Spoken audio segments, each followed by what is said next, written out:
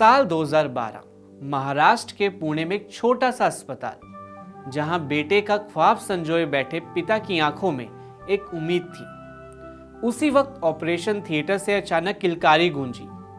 एक बच्ची का जन्म हुआ, लेकिन उसके बाद कुछ ऐसा हुआ जिसने सबको हैरान कर दिया। डॉक्टर ने नवजात को प्यार से उठाया और उसे उसके पिता की बाहों में देने की कोशिश की, लेकिन जैसे ही पिता को पता चला कि बच्ची हुई है, उन्होंने उसे देखने से मना कर दिया। जिस पल में खुशी का माहौल होना चाहिए था, वहां खामोशी, गम और निराशा छा गई। लेकिन ये कहानी यहाँ खत्म नहीं हुई, बल्कि एक ऐसी शुरुआत हुई जिसने पूरे देश में एक नई सोच को जन्म दिया। नमस्कार, आप देख रहे हैं खुशखबरी और आज की कहानी है पुणे के डॉक्टर गणेश राख की, जिन्होंने एक फैसले से समाज की सोच बदलने की ठानी।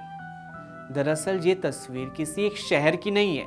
ऐसी कहानियां सैकड़ों हैं। शहर बदलते हैं, राज्य बदलते हैं, लेकिन कहानी अक्सर कुछ ऐसी ही रहती है। हालांकि इस घटना ने एक नई शुरुआत का बीज बो दिया।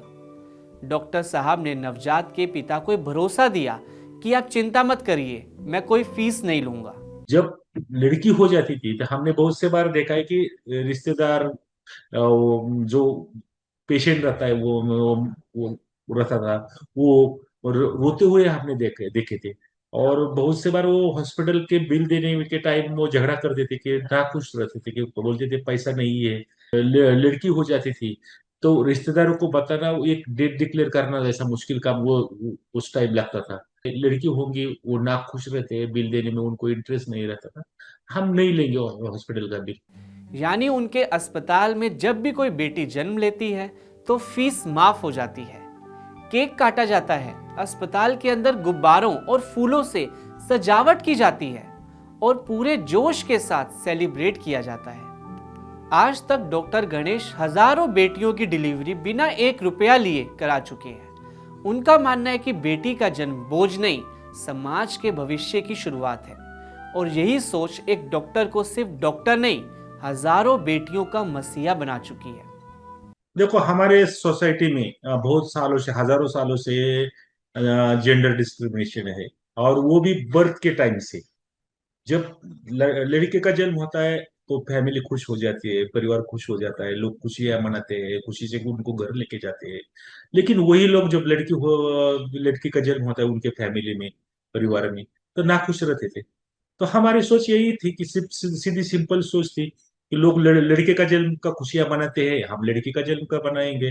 लोग लड़का होने के बाद सबको मिठाई देती है, खुशियां मनाते हैं, तो हम लड़की होने के बाद केक कटवाएंगे, लाइटिंग जलाएंगे, कैंडल लाइटिंग करेंगे और सबको मिठाई देंगे, फूलों का बरसात करेंगे।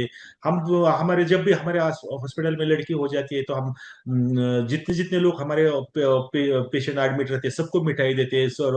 हॉस्पिटल के बाहर खड़ा रहकर रोड से जितने भी लोग जाते हैं उतनों उनको भी बहुत लोगों को हम मिठाई देते हैं, कि बोलते हैं कि हमारे हॉस्पिटल में लड़की हुई है, लड़की हुई है।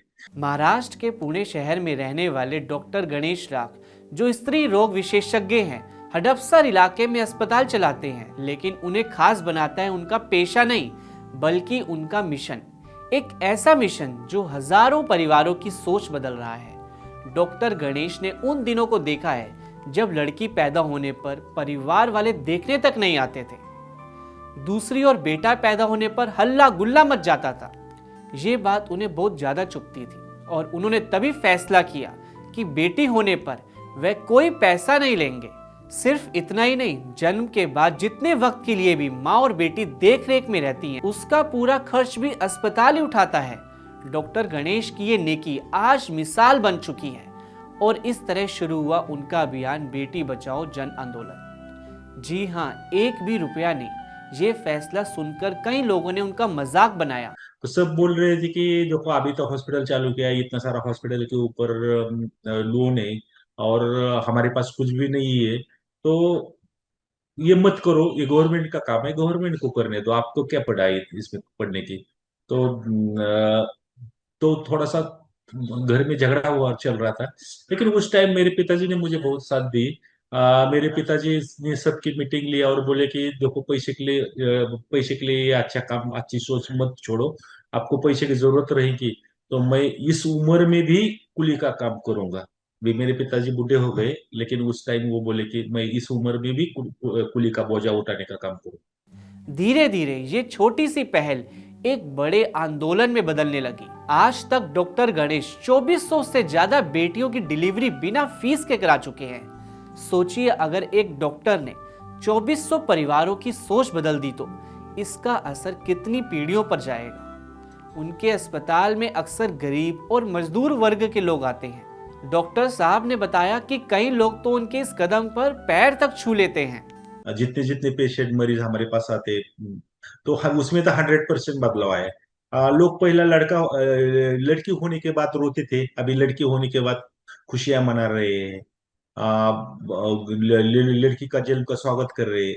तो हमारे इधर तो 100% बदलाव आया, लोगों की सोच अभी बदल रही है, बदल बदल गई है।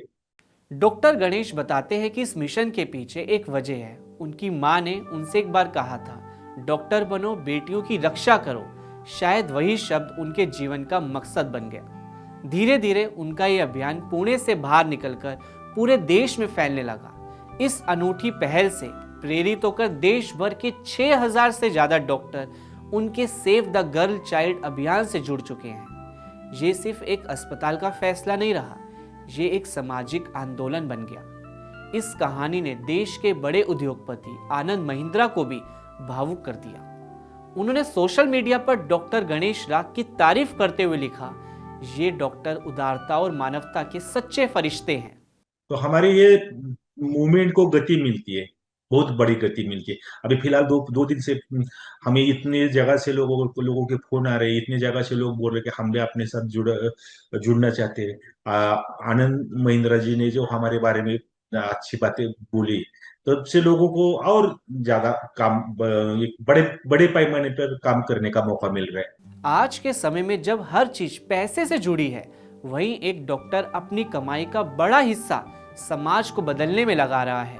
कभी कभी समाज को बदलने के लिए बड़े कानून नहीं, बस एक बड़ा दिल चाहिए। और पुणे के इस डॉक्टर ने साबित कर दिया, अगर हर एक इंसान ठान ले तो वह हजारों लोगों की सोच बदल सकता है।